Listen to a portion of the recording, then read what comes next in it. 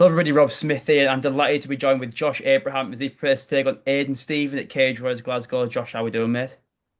Yeah, spot on, brother. How are you? I'm very good, man. I'm very good.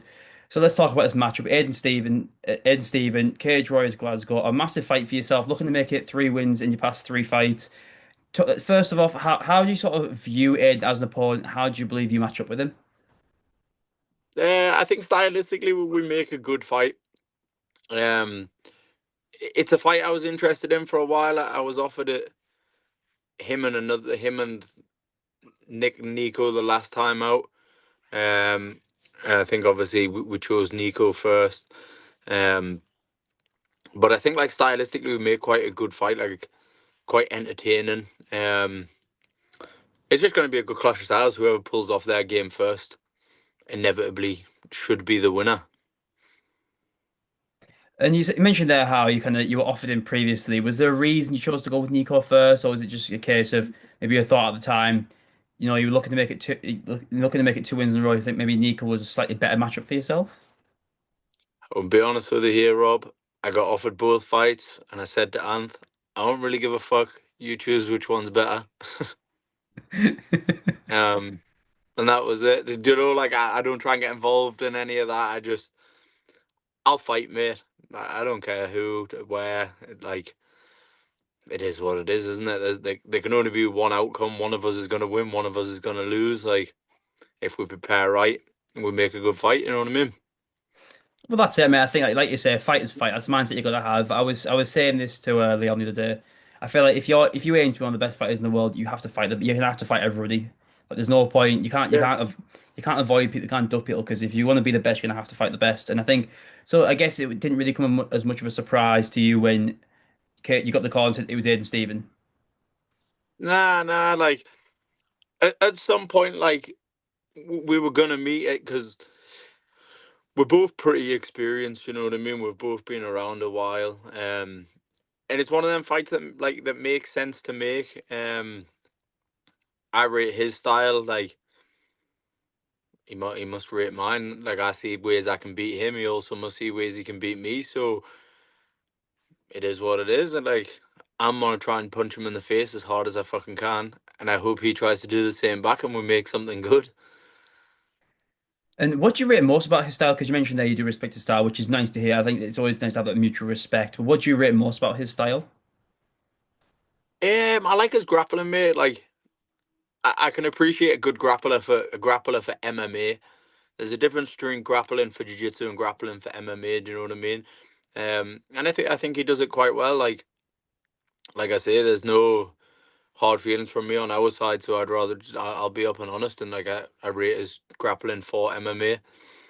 Um, I also think he'll be sleeping on my grappling for MMA, which sometimes could come in as a bonus.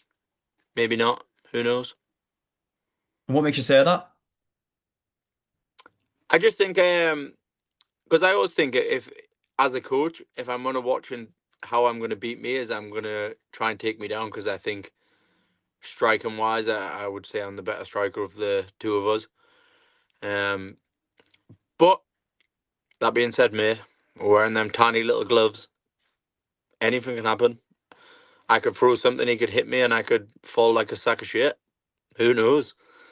He could shoot a takedown. I could guillotine him. That's it over. But that's it. You MMA is a never game of know. inches. I think that's what makes the sport so entertaining. Is that literally anything can happen at any moment. And you kind of mentioned the experience level of Stephen, because usually when you go into a fight, you usually tend to be the more experienced guy, whereas in this case, Aiden Stephen has got the more experience. So do you see that as um, a good scalp take of someone who's had a lot of Cage Warriors fights and a lot of Cage Warriors experience? I 100%. Because even if you look at his record outside of Cage Warriors, he's always fought good people. Like he's never really had an easy fight. Like his wins, his losses, they've all come against good, decent opponents. Um, so like the experience is definitely there on his part, but like, I don't know. It is what it is. You know what I mean? We've both got experience in different areas. Like he's obviously been around a little bit longer than me, and he's been fighting pro a little bit longer than me. So I'm just looking forward to fighting him, mate. Like I say, he's a good lad to beat. He's a good lad to have to share the cage with and have a fucking pugger with, innit? And you're currently riding sort of the best form of your career with two back-to-back wins, and both in very impressive fashion. And I remember when I first interviewed you back before, which fight was it? It might have been the Toby Hawthorne fight. I can't remember which one it was. It was a while back now, and your mindset and your confidence level seems to have sort of shifted a lot. Is there anything that's led to that? Being an adult and taking training serious. Um, I think like not necessarily taking training serious because I've always trained serious, but trying to like lead from the front for everyone, in and out the gym. Like be a good role model to my junior students and my amateurs coming up, and be a good role model in life for me kids that they've got something to like look up to growing up as well. You know. And take it back to that night in Newcastle because you suffered the defeat of the previous Newcastle card. I know how much you wanted to get that win on home turf, and to get the win the way that you did, that was a special night for yourself. Can I take it back to that whole night and what it meant to you and how it felt at the time? Mate, you know that whole like build up to that fight was just insane. So we paid for a hotel, so I didn't have to drive through and drive back to like check my weight. So when we arrived at the hotel on the Thursday, I was just sat in silence in the lobby, and Anth went, "Your opponent's gonna miss weight tomorrow." And I went, "Shut up, man." He went, "Nah, nah." He was like, "He's missing weight tomorrow." And I was like, "You reckon?" And he was like, 100%. And obviously, go to the next day, he missed weight. Um, I wasn't bothered. I wasn't gonna say no. Like he didn't want to cut any more weight. I wasn't gonna say no regardless. Like I wanted to fight in Newcastle in front of my people. So we were going to bed that night, and Amp rang me, and he was like, "Just had a weird feeling." And I was like, "What?" I was like, "Hit me with it." And he was like, "You gonna finish this kid in the first round tomorrow?" And I was like, "Fucking hopefully." I was like, "Cause I'm starving. I want some nice food." Um, and he went, "No." He went, "You're gonna knock him out in the first round." And I was like, "I'll take anything. I'll finish. I'll try and finish on the floor. I'll try and finish on the feet." Um, Obviously, when I was like lay on my back, Anthem Ross were like, "Right, you need to get back to your feet. You need to get back to your feet." But I could feel the mistake he was making, giving me his arm. So I thought, I'm gonna bide my time. Like I think I can finish him here. Um, and then that was it. Whipped the triangle and I got it. And I was like, "Oh shit." It was at first I was like, "Oh my god, that was quite easy." I didn't think I was gonna be able to pull it off as fast as I did. Um, and mate, and like, it was just getting tighter and tighter. I heard him start to gargle like when we were closed up, and then when he postured up, I was like, "Right, okay, this is it. You're over now." Um, just buzz, mate. Like to go there. Obviously, I've been there with Kennedy when Kennedy won our world title, and like the buzz and the atmosphere was mint. And then obviously I've always fell short at Newcastle, so to go there and get that win was special. It was nice, you know. So I might as well ask you about Candy while here because obviously she's had a very tough time with it as of late. Obviously, she got signed to the UFC, was meant to make a debut in Paris, and then she's had such a rough time with injuries. How do you know how she's doing with her recovery, and do you know when we can sort of any sort of timeline on when we can expect her back? There's no time frame. We're just gonna go until we feel 100%.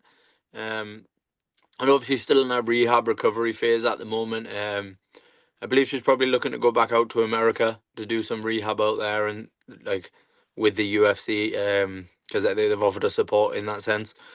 So hopefully sooner rather than later. But from my perspective, I've just told her not to rush. Like injury health comes first. You know what I mean?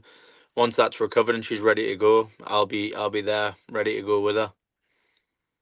And we'll touch back on this Aidan Stephen fight. Obviously, from last time out fighting on home soil, you're not going to enemy territory. And does that sort of affect your mentality and how you prepare for a fight, or does like the sort of crowd not really affect you when you're walking out? Nah, it used to, you know. All right, I used to be really bad. I would not be bothered. Warming up, I'd be like, everyone has them pre-fight nerves, and then going down. And as soon as I got to that point, I was about to walk out. I was like, "Oh, Anth, I want to do this. I don't want to be here." Like, whereas the last two fights, the Harry Shaw fight and the Nico fight, I've got to that point and like got ready to walk on for, right. Okay, this is my time. Like, let's go and do what I'm good at. Let's go and show people what I'm capable of. Um, But again, it might be different. Scotland's it's gonna be mega busy. Do you know what I mean? Um, I don't know. I'm just Scottish people love rave music as well, right? So when I walk out to an absolute banger, I'm hoping half of them think, "Fuck it, and let's go on Josh's side. Listen to that banger." Yeah, That fingers would crossed. that would be quite a sight to see. I'd quite like to see that. A crowd full of Scottish people getting on into rave music would be class to see. Why I they love it, man. Trust us. And I'm curious, do you do a lot of visualization leading up to fights? Because I know certain fighters say they like to kind of visualize how the fight goes. Is that something that you do at all? Yeah, quite often. So a lot of like mainly going to be next week and the week before. A lot of my sessions are going to be tailored with and started around like my fight plan's in place now. We know what we're doing. We know what we're there for. But like shadow boxing drills, I'll spend a lot of time in the next couple of weeks just shadow boxing situational stuff, positions I could potentially be in, and just making sure that like I can visualize being in bad places. I can visualize being in good places. Um, but I've had some good visions about this fight. I'm not gonna lie. I've had like I say, I see things that I believe my style can exploit quite well. Um, just whether I can do them before he can try and do his thing. And without giving out your game plan, can you kind of give us an insight into how you sort of visualize this fight going? Come on, loads of that, loads of this, and loads of sprawls. That's all I'm telling you. Oh, that's all I need, mate. That's all I need. And if I'm correct, I believe your opponent is moving up in weight because I know he had some fights at bantamweight. I think if that's correct, and I believe Yeah. his last fight and his last loss was to the current bantamweight champion Wesley Meyer. And so, do you believe the size factor will play anything at all in the fight? Nah. Um. Nah, not really. He was quite tall for a bantamweight, wasn't he? So I Hmm. think he'll hold as well. I think he'll hold his weight quite well at feather. It probably just means he's walked around a little bit heavier. He's been able to enjoy life a bit more this fight come. Do you know what I mean?